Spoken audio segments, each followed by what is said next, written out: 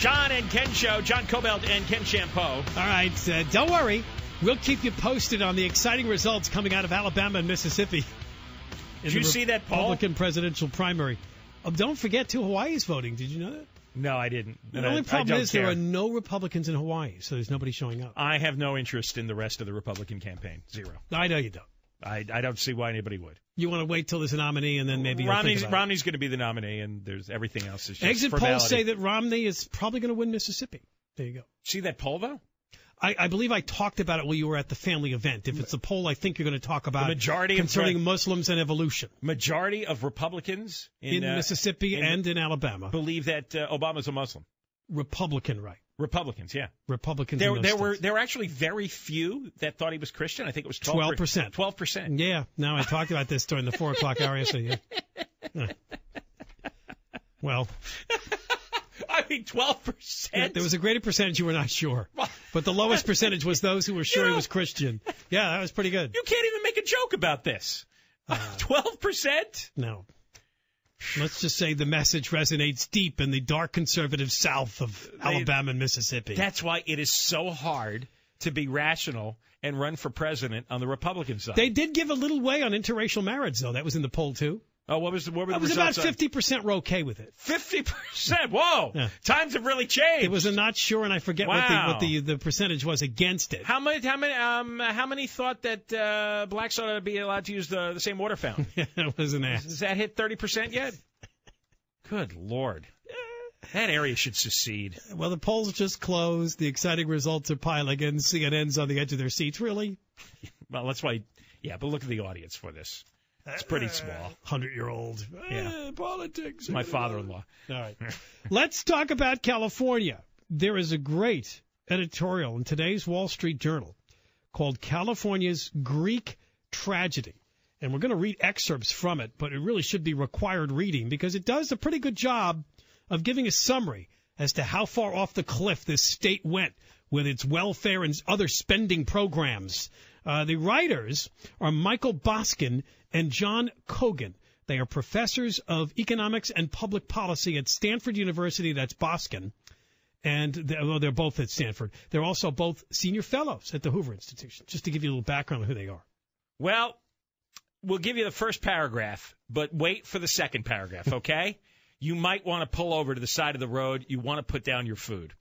First paragraph, though, by Boskin and Kogan says, long a harbinger of national trends and an incubator of innovation, cash-strapped California eagerly awaits a temporary revenue surge from Facebook IPO stock options and capital gains. That's what they're waiting for. That's what they're counting on this year to fill some of the deficit, is that the Facebook stockholders are going to flip their investment and then have to pay a big tax bill. That's how they are in Sacramento. Spend us off a cliff and then keep crossing their fingers that some good windfall is just around the corner. In this case, it's Facebook. Meanwhile, Stockton may soon become the state's largest city to go bust. Call it the agony and the ecstasy of contemporary California. Now, you ready for paragraph 2? This is the one that requires a little preparation, deep breathing. Seriously, I wouldn't drive a moving vehicle. Find a paper bag. You may need something to breathe into. California's rising standards of living and outstanding public schools and universities once attracted millions seeking upward economic mobility. But then something went radically wrong as California legislatures and governors built a welfare state on high tax rates, liberal entitlement benefits, and excessive regulation. Are you ready now? From the mid-1980s to 2005, California's population grew by 10 million, while Medicaid recipients soared by 7 million. Tax filers paying income taxes rose by just 150,000. That's the one that killed me. And the prison population swelled by 115,000. Now, wait a minute. Do I have this right? They're saying that between the mid-'80s and 2005, we took in 10 million more people, but the number that actually pay income taxes rose by just 150,000? Is that possible? That's what they're saying, and I have not seen that they've offered a correction. I believe that they believe that their information is accurate. How could that be? You mean 10 million extra people and 9,850,000 of them are not filing any income taxes? Well, no, they're not paying any. They're not paying any income taxes. They may be filing and getting credits and stuff. They're not paying. They may be too poor to pay any income taxes, but they still file. Excuse me. They're not paying income taxes. They're not paying any income taxes. So I can't even comprehend that number. That's not even, what is that, 15% of the total of the population growth?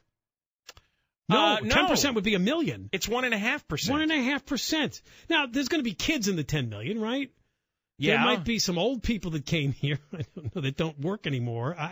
It's 10 million people, and 1.5% of the increase is paying income taxes. And what about that Medicaid number? In just that 20-year period, the recipients soared by 7 million? What happened is we imported a lot of poor people. No kidding. And a lot of poor people had a lot of poor children. And some of them are the working poor, but in the end, they probably don't pay any income taxes because they're too poor. No. Or they're off the books. In fact, later on in the article, it says only half the people in the state are paying income tax. Yeah, no, we're going to get to that because there's a lot of great stuff in this. But I mean, what you if we told you, if we could all transport ourselves back to 1985, and you would hear over the next 20 years, the population would increase by 10 million, and the number of people paying income taxes would increase by 150,000, everybody would say, we're screwed. We're screwed. We're going to go bankrupt. Well, that cannot sustain. According to the Wall Street Journal, that is exactly what happened, and that is why, for practical purposes, we're bankrupt. Right. Now, don't take that wrong. That doesn't mean the total number of people paying income taxes is 150,000. That's just the growth out of the 10 million in the increase in population in people paying income taxes. California's economy, this is the next paragraph, which used to outperform the rest of the country, now substantially underperforms. The unemployment rate at 10.9% is higher than every other state except Nevada and Rhode Island. And here's the one we've told you many times before. With 12% of America's population, California has a third of the country's welfare recipients. See, that one always bears repeating. When they do budget cuts, and you hear the screaming about how they're balancing the budget on the backs of the poor, they're slashing benefits against all the poor, the neediest, the most vulnerable. Well, we have too many. We can't have a third of the welfare cases in America. We can't have that. Well, why are we morally obligated for 1/3 of America's welfare cases? How can that possibly be?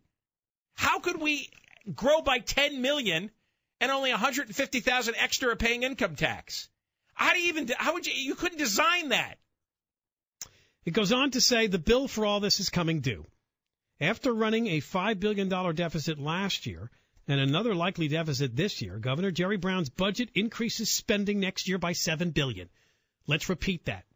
We've told you that. We want you to know that all this talk about budget cuts, he's increasing the general fund spending by $7 billion. Yeah, we haven't spent enough time on that. That is the biggest scam that he's pulled so far, to run around screaming about budget cuts when his budget asks for an extra $7 billion. That is just out-and-out fraud. Specifically, he's proposing a November ballot initiative raising the state's top income tax rate to 12.3%, making it the nation's highest, and raising the state sales tax rate, already the nation's highest, from 7.75% from 7.25%. As we told you, want to raise another half point. And, of course, the state's basic state sales tax rate is already the nation's highest. It would just go higher. The ballot initiative's $31 billion multi-year temporary tax increase is larger than the temporary hike it replaces, and its income tax hike is retroactive to January 1st, 2012. Worse, it doubles down on excessive reliance on high-income taxpayers, especially their stock options and capital gains, which are taxed as ordinary income. During economic good times, it's not unusual for the state to collect 1/2 of all income tax revenue from the top 1%. That's unbelievable. For everybody, and this is what galls me about support, for taxing the wealthy. Yeah. In a good year, they're paying 50% of the income tax in the whole state. Does the Times ever cover this like the Journal does? I mean, No, they don't, because the Times is a propaganda rag. Which supports the welfare state? Yeah, Seriously? which does. Oh, yeah, because every time Has there's the supposed to Times- be cuts in welfare, all the news you read and all the opinion columns, it's all about how this is terrible injustice to the poor. Well, we cannot support 1/3 of America's poor in the state of California. That is not there's no possibility of doing that. The way they sum this up is great, too. This extreme progressivity leads to boom-bust cycles of rapidly rising revenue followed by complete collapse. Not surprisingly, the revenue was all spent on the upswing. We told you about that, the dot-com boom, the real estate boom, forcing disruptive, quote, emergency cutbacks on the way down. And that's where guys like Anthony Adams ran around with their hair on fire, claiming the world is coming to an end. We have to do something. We have to do something. This is how we get in these binds. All right, we'll talk more when we come back. We're going to get into something going on with the big public employee pension system called CalPERS, which could also cost you, the taxpayers, big money. We'll explain. John and Ken Show, KFI, AM640, more stimulating talk radio.